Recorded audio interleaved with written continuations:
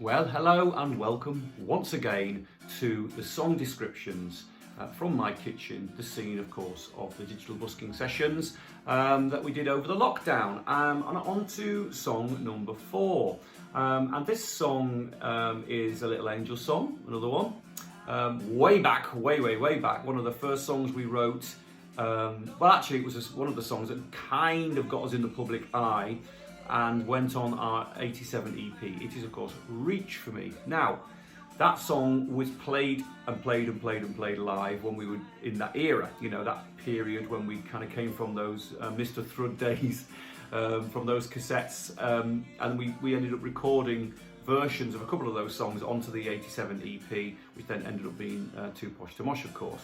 One of those songs is Reach For Me. Now, it is a pretty simple song, but you know, in typical fashion for me, it depicts something that did actually happen to me. I'd sort of broken up with a very long-term girlfriend who it really broke my heart. It was a proper, you know, one of those moments in my life where it was very difficult, and I hadn't really had that before. But what was fantastic about that situation, when I look back on it now, is it inspired a lot of songs. So Bad or Just No Good, Reach For Me, you know, Curiosity, those sorts of things, all those songs, they really were a result of me recovering emotionally from a relationship breakup. So yeah, I can remember that we were listening a lot to the Bon Jovi record, Slippery When Wet. At that period, it was hugely influential on us, as was Van Halen, as was, you know, even something like Final Countdown and that fantastic Europe record. There was something happening in the air, you know, which was absolutely part of our kind of growth. And so I think really we were looking for that kind of thing. We were looking for that accessible, radio-orientated, simple song that could deliver this connective, simple relationship idea that everyone could relate to. So it's nothing much more than that. I mean, it's interesting when I went back and listened to it, how I was I had my heart in my mouth when I put the EP on I've got a record player, obviously, a vinyl, and put the vinyl on the deck, and with my heart in my mouth, I put it on. I think I even might have videoed me doing this because I was kind of like, oh, what's it going to sound like?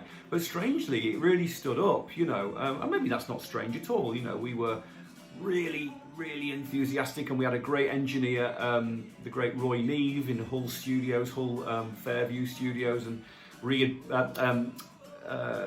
had been instrumental in Def Leppard's career. He recorded their first ever EP, the Bludgeon Riffiola EP, and so we were kind of like, oh God, he's the man, you know.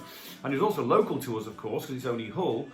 So we had a really interesting experience. That whole period of making that EP was one of the most pivotal moments in our career, really. We experienced a proper studio for the first time, really. It was a big desk, you know, 24 tracks and 2-inch tape machine, and you know, Roy was a proper producer, and he really took care with the sounds. It wasn't blashed together, it was very organised, and we had a lot of conversations with him about it. And so, yeah, I remember that era really fondly, and you know, Reach For Me was a real live favourite. So I'm really glad that I had a chance to go back and relook at that and bring it back into this modern period, you know. So yeah, I hope you like it. Let me know. Cheers.